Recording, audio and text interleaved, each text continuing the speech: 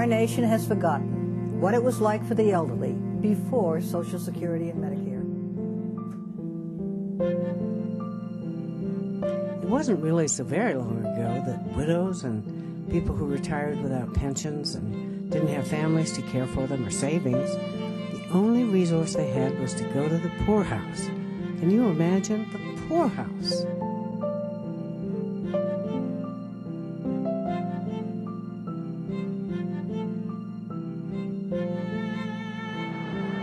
Today, a hope of many years standing is in large part fulfilled.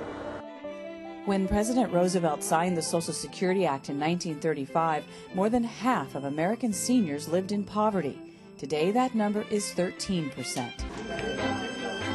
Roosevelt's goal of providing a safety net for the nation's elderly has been realized and expanded with the creation of Medicare in 1965. Thank you very much. With the passage of Medicare, retirees and the elderly now had access to a secure retirement income and health care.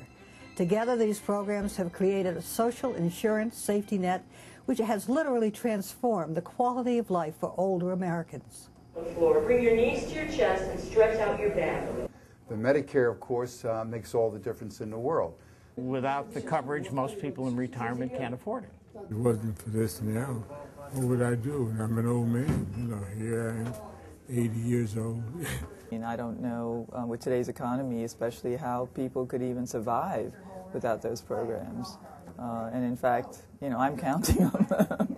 And that's how most Americans feel about Social Security and Medicare.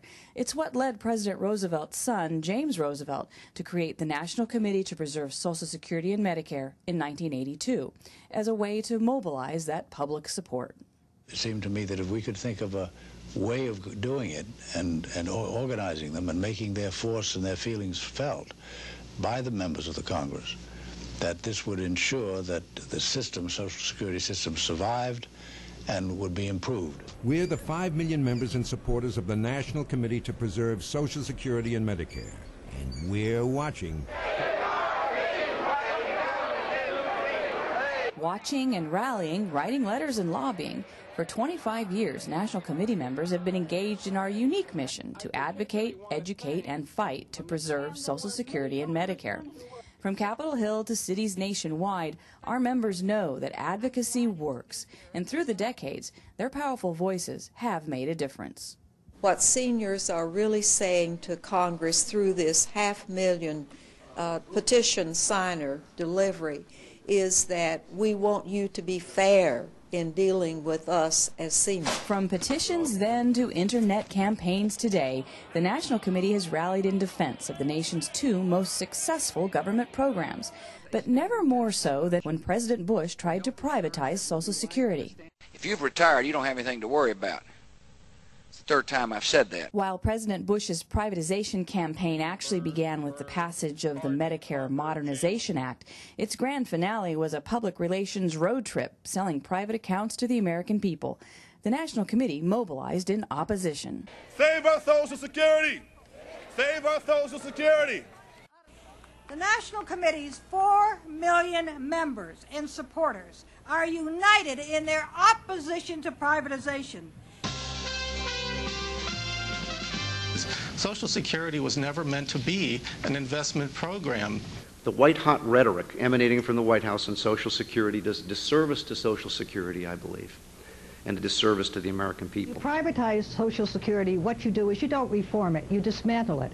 We met the president head-on in towns and cities across the nation with a strategic advertising campaign. This traffic report and an important message on the future of your Social Security benefits is from the National Committee to Preserve Social Security and Medicare. Members just were not willing to give up their guaranteed Social Security benefit for a risky ride on Wall Street. And even though they needed help with the high cost of prescription drugs, they certainly did not want to dismantle Medicare in order to get that. They are absolutely opposed to privatization of any sort.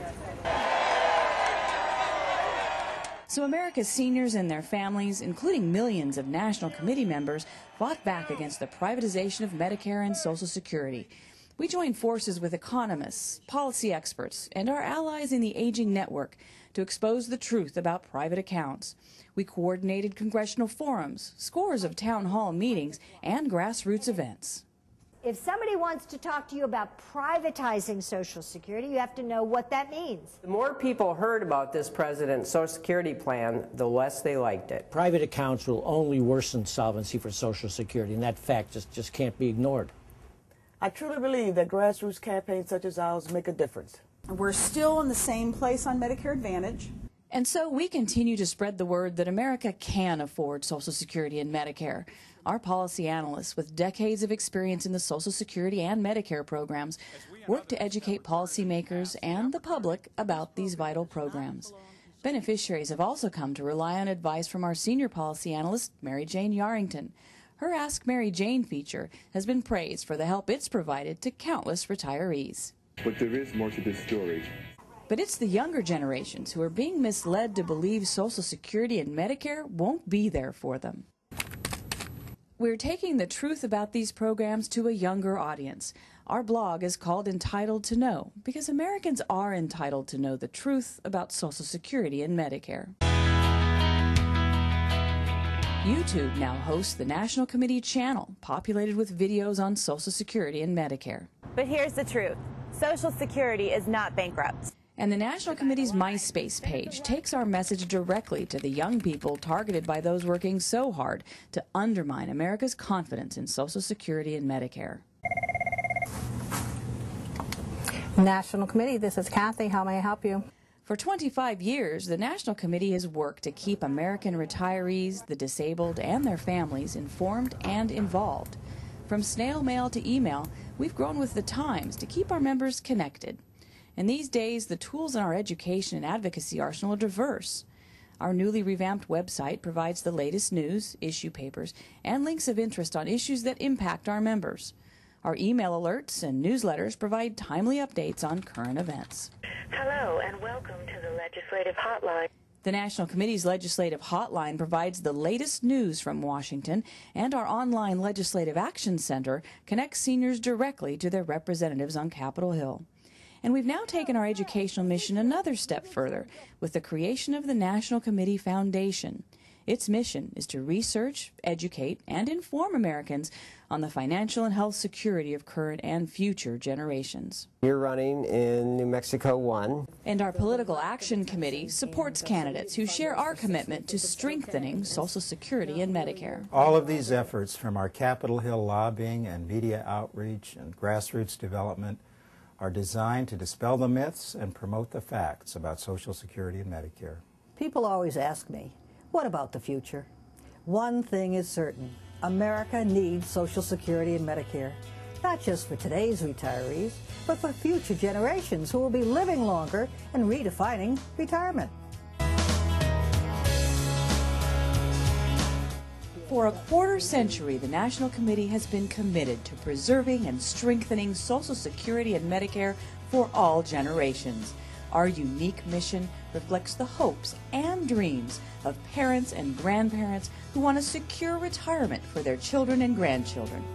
It's our American legacy, a legacy the National Committee to Preserve Social Security and Medicare is committed to protect in the past, present, and future.